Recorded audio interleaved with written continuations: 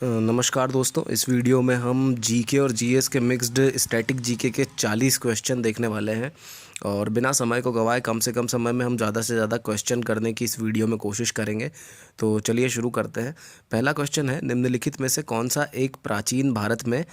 क्षेत्र एक प्राचीन भारत में व्यापारियों का निगम था। इसके ऑप्शंस हैं मणिग्राम, परिषद, अष्टदिग्गज या इनमें से कोई नहीं। तो जो प्राचीन भारत में व्यापारियों का निगम था वो उस क्षेत्र का नाम था मणिग्राम। तो इसका सही उत्तर हो जाएगा मणिग्राम। इसके बाद अगला प्रश्न है, सूर्य के बाह्यतम परत को क्या कहते हैं।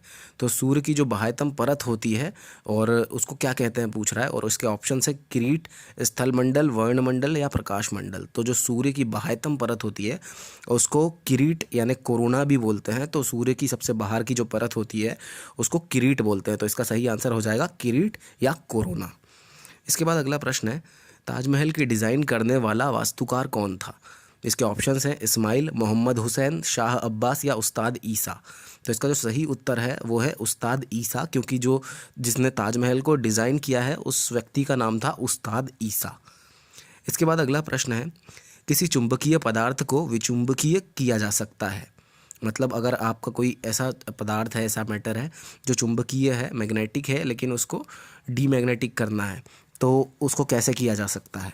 इसके ऑप्शंस हैं हथौड़े से पीट कर, गर्म करके, या दोनों तरीके से, या इनमें से कोई नहीं। तो इसका जो सही उत्तर है वो ए और बी, दोनों तरीक़ों से किसी भी चुंबकीय पदार्थ को विचुंबकीय किया जा सकता है। उसको हथौड़े से पीट कर भी हम विचुंबकीय कर सकते हैं या गर्म करके भी उसको विचुंबकीय कर सकते हैं।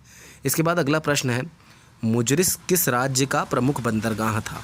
तो मुजरिस जो है ये पूछ रहा है हमसे कि ये एक बंदरगाह था और ये किस राज्य का था। इसके ऑप्शन है चेर, चोल, कदम्ब या इनमें से कोई नहीं। तो मुजरिस जो है ये चेर राज्य का प्रमुख बंदरगाह था। तो इसका सही उत्तर हो जाएगा चेर। अगला प्रश्न है हमारा, एयरबस ज्वालामुखी कहाँ स्थित है। इसके ऑप्शंस हैं अटलांटिक महासागर, अंडमान निकोबार द्वीप समूह, अंटार्कटिका महाद्वीप या आर्कटिक महासागर। तो जो एयरबस ज्वालामुखी है ये अंटार्कटिका महाद्वीप में है। तो इसका सही उत्तर हो जाएगा एयरबस ज्वालामुखी अंटार्कटिका में है। इसके बाद अगला प्रश्न है, दूरबीन का आविष्कार किसने किया था।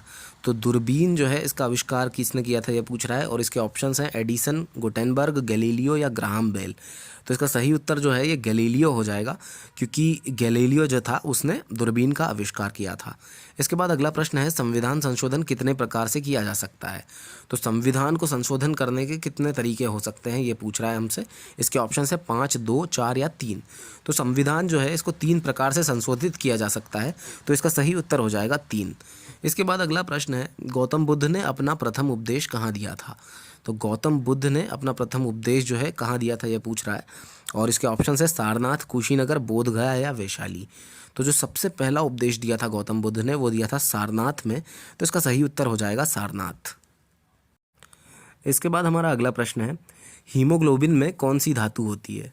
तो हीमोग्लोबिन में कौन सी धातु होती है ये पूछ रहा है हमसे, और इसके ऑप्शंस हैं मैग्नीशियम, आयरन, कोबाल्ट या कैल्शियम। तो हीमोग्लोबिन जो है इसमें आयरन धातु होती है। तो इसका सही उत्तर हो जाएगा आयरन। इसके बाद अगला प्रश्न है, सोने के सर्वाधिक सिक्के किस काल में जारी किए गए थे। तो और इसके ऑप्शंस हैं गुप्त काल, हर्षवर्धन का काल, मौर्य काल या कुषाण काल। तो सबसे ज़्यादा अगर सोने के सिक्के किसी काल में जारी किए गए थे तो वो था गुप्त काल। तो इसका सही उत्तर हो जाएगा गुप्त काल में, क्योंकि सबसे ज़्यादा सोने के सिक्के गुप्त काल में जारी किए गए थे। इसके बाद अगला प्रश्न है, Sachin Tendulkar centuries in one day cricket. हमसे पूछ रहा है कि सचिन तेंदुलकर की कितनी सेंचुरीज हैं वनडे क्रिकेट में। इसके ऑप्शन है 49, 51, 100 एंड 50। तो सचिन जो तेंदुलकर है इसकी वनडे क्रिकेट में इनकी जो है 49 सेंचुरीज हैं। तो इसका करेक्ट आंसर हो जाएगा 49। इसके बाद अगला प्रश्न है, मानव मस्तिष्क का वजन कितना होता है। तो ह्यूमन ब्रेन का हमसे वेट पूछ रहा है। इसके ऑप्शंस हैं 900 ग्राम, 1200 ग्राम, 1350, 1350 ग्राम, 300 ग्राम या फिर 300 ग्राम। तो इसके ऑप्शंस हैं ये, और इसका जो सही उत्तर है वो हो जाएगा 1350 ग्राम। तो कुछ 1350 यानी 1 किलो 350 ग्राम जो है ये मानव के मस्तिष्क का वेट होता है। तो इसका सही उत्तर हो जाएगा 1350 ग्राम। इसके बाद अगला प्रश्न है, किस प्रधानमंत्री के कार्यकाल के दौरान भारत के संविधान में 9वीं अनुसूची को पुनः स्थापित किया गया था। तो पूछ रहा है हमसे कि भारत जब 9वीं जो अनुसूची थी उसको जब पुनः स्थापित किया गया था, तो उस वक्त किस प्रधानमंत्री का कार्यकाल चल रहा था? तो इसके ऑप्शन है इंदिरा गांधी, जवाहरलाल नेहरू, लाल बहादुर शास्त्री या मोरारजी देसाई। तो जब जवाहरलाल जी नेहरू जो थे वो जब हमारे भारत देश के प्रधानमंत्री थे और उसी दौरान 9वीं अनुसूची को पुनः स्थापित किया गया था। तो इसका सही उत्तर हो जाएगा जवाहरलाल नेहरू। इसके बाद अगला प्रश्न है, वायुमंडल मुख्यतः गर्म होता है। इसके ऑप्शंस है सूर्य की सीधी किरणों से, पृथ्वी के अंदर की ऊष्मा से, पृथ्वी से विकिरण द्वारा, या पृथ्वी की गति के घर्षण से।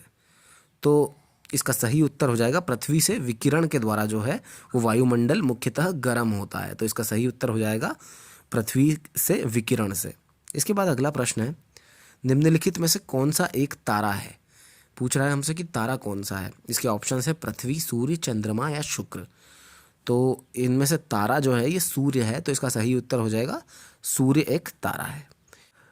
इसके बाद हमारा अगला प्रश्न है कि निम्न में से कौन सा एक प्रतिचुंबकीय है? इसके ऑप्शन है, मतलब प्रतिचुंबकीय हमसे पूछ रहा है, और इसके ऑप्शन है निकेल, कोबाल्ट, लोहा या बिस्मिथ। तो बिस्मिथ जो है ये एक प्रतिचुंबकीय होता है। तो इसका सही उत्तर हो जाएगा बिस्मिथ एक प्रतिचुंबकीय है। इसके बाद अगला प्रश्न है, ब्रह्मांड में विस्फोटी तारा कहलाती है। विस्फोटी तारा किसको कहते हैं? इसके ऑप्शंस है लुब्धक, अभिनव तारा, उल्का या धूमकेतु। तो ब्रह्मांड में जो विस्फोटी तारा होता है ये अभिनव तारा कहलाती है। तो इसका सही उत्तर हो जाएगा अभिनव तारा। इसके बाद अगला प्रश्न है, भारतीय वायुसेना दिवस कब मनाया जाता है? इसके ऑप्शन है 1 नवंबर, 8 अक्टूबर, 5 जुलाई या 31 जनवरी।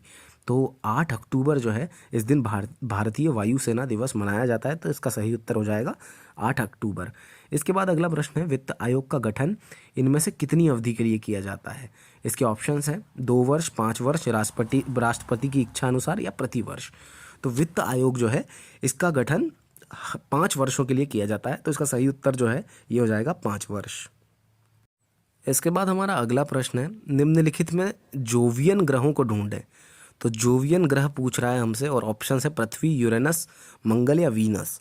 तो जोवियन जो ग्रह है इनमें से है यूरेनस। तो इसका सही उत्तर हो जाएगा यूरेनस।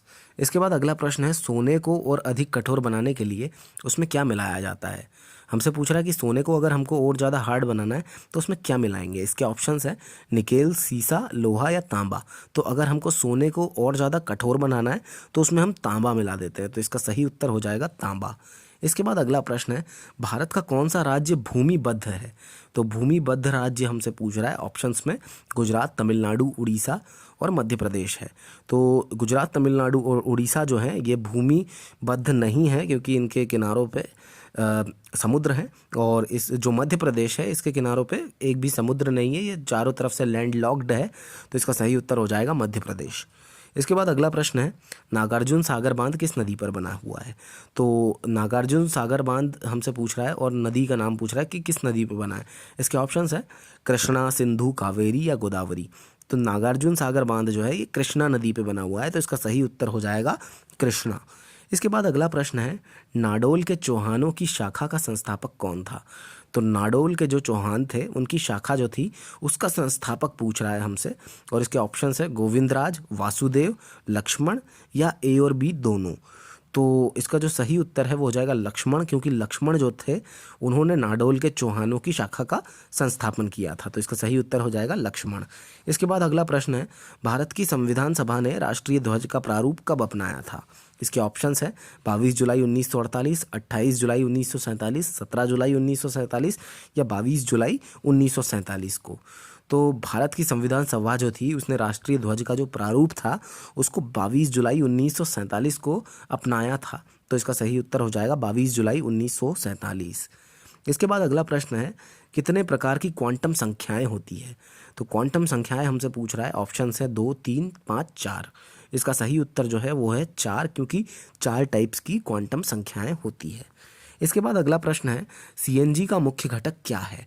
हमसे पूछ रहा है सीएनजी का जो मेन घटक होता है वो क्या होता है। सीएनजी में सबसे मेन जो गैस होती है वो कौन सी होती है? इसके ऑप्शन है ब्यूटेन, एथेन, प्रोपेन या मिथेन। तो इसका जो सही उत्तर है वो है मिथेन, क्योंकि सीएनजी का जो मुख्य घटक है वो मिथेन होती है। इसके बाद अगला प्रश्न है, प्रकाश का रंग निश्चित किया जाता है किससे? तो हमसे पूछ रहा है कि प्रकाश जो भी लाइट होता है उसका कलर जो है ये किससे निश्चित किया जाता है। इसके ऑप्शन है तरंग दैर्ध्य द्वारा, वेग द्वारा, आवृत्ति द्वारा या आयाम के द्वारा। तो जो भी प्रकाश का रंग है वो प्रकाश के तरंग दैर्ध्य के द्वारा निश्चित किया जाता है। तो इसका सही उत्तर हो जाएगा ऑप्शन ए यानी तरंग दैर्ध्य के द्वारा। इसके बाद अगला प्रश्न है बायोगैस को अन्य किस नाम से जाना जाता है। तो बायोगैस जो है उसको किस नाम से जाना जाता है हमसे पूछ रहा है। इसके ऑप्शंस हैं गोबर gas, helium gas, ethane gas या कार्बन गैस। तो इसका जो सही उत्तर है वो है गोबर गैस, क्योंकि बायोगैस को कई जगह गोबर गैस भी बोला जाता है। इसके बाद अगला प्रश्न है गुप्त शासकों की सरकारी भाषा कौन सी थी। और इसके ऑप्शंस हैं हिंदी, पाली, संस्कृत या प्राकृत।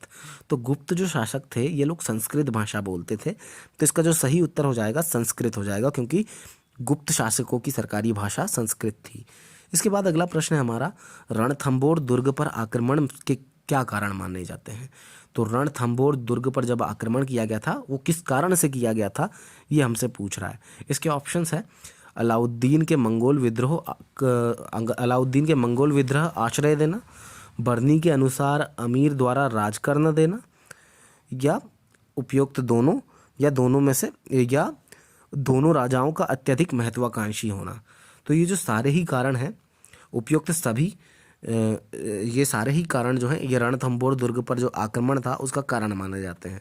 तो रणथंभौर दुर्ग पर आक्रमण के क्या क्या कारण थे। अलाउद्दीन के मंगोल विद्रोह को आश्रय देना, बर्नी के अनुसार अमीर द्वारा राज करना देना, और दोनों राजाओं का अत्यधिक महत्वाकांक्षी होना। इन सभी कारणों के कारण रणथंभौर दुर्ग पर आक्रमण किया गया। इसके बाद अगला प्रश्न है दक्षिण ध्रुव की खोज किसने की थी। तो दक्षिण ध्रुव जो था साउथ पोल उसकी खोज किसने की थी। इसके ऑप्शन है तस्मान, जॉन केबार्ट, रॉबर्ट पियरी या एमंडसन। तो जो साउथ पोल था इसको खोजा गया था एमंडसन के द्वारा। तो इसका सही उत्तर हो जाएगा एमंडसन। इसके बाद अगला प्रश्न है प्लाज्मा में जल का प्रतिशत होता है। इसके ऑप्शन है 60, 90, 40, 70। तो प्लाज्मा जो है उसके अंदर जो पानी होता है वो 90% होता है। तो इसका सही उत्तर हो जाएगा प्लाज्मा में जल का प्रतिशत होता है 90%। इसके बाद अगला प्रश्न है जब प्रकाश के लाल, हरा व नीला रंगों को समान अनुपात में मिलाया जाता है तो परिणामी रंग कैसा होता है। तो हमसे पूछ रहा है कि आप हरा रंग मिला दो, नीला रंग मिला दो और लाल रंग मिला दो, एक उनका रेशियो भी सेम होगा, तो अब जो कलर बनेगा वो कौन सा कलर बन जाएगा। तो इसके ऑप्शन है मैजेंटा, श्याम, सफ़ेद या काला।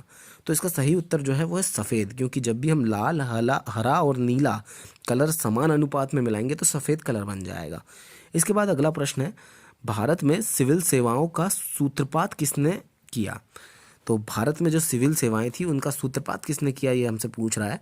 इसके ऑप्शंस है लॉर्ड डलहौजी, लॉर्ड कॉर्नवालिस या लॉर्ड कर्जन और लॉर्ड वेलेस्ली। तो इसका जो सही उत्तर है वो है लॉर्ड कॉर्नवालिस, क्योंकि लॉर्ड कॉर्नवालिस ने भारत में सिविल सेवाओं का सूत्रपात किया था। इसके बाद अगला प्रश्न है चंदेल का युद्ध किन के मध्य में हुआ था। चंदेलों का ये जो युद्ध था ये किन के मध्य में हुआ था। इसके ऑप्शंस है पृथ्वीराज चौहान तृतीय तथा मुगलों के बीच, पृथ्वीराज चौहान तृतीय तथा भारमल के बीच, पृथ्वीराज चौहान तथा परमार्दी देव चंदेल के बीच, या पृथ्वीराज चौहान तृतीय तथा मोहम्मद गौरी के बीच। तो चंदेलों का युद्ध था तो ऑब्वियसली एक चंदेल तो होंगे, और वो चंदेल थे परमादी देव चंदेल। और तो ये जो चंदेलों का युद्ध था ये पृथ्वीराज चौहान और परमादी देव चंदेल के बीच में हुआ था। इसके बाद हमारा लास्ट क्वेश्चन है गुप्त वंश का संस्थापक कौन था। तो हमसे पूछ रहा है गुप्त वंश के संस्थापक कौन थे। इसके ऑप्शंस हैं घटोत्कच गुप्त, चंद्रगुप्त, श्रीगुप्त या इनमें से कोई नहीं। तो जो श्रीगुप्त थे इन्होंने गुप्त वंश की स्थापना की थी। तो इसका जो सही उत्तर हो जाएगा वो जाएगा श्रीगुप्त, क्योंकि श्रीगुप्त जो थे ये गुप्त वंश के संस्थापक थे।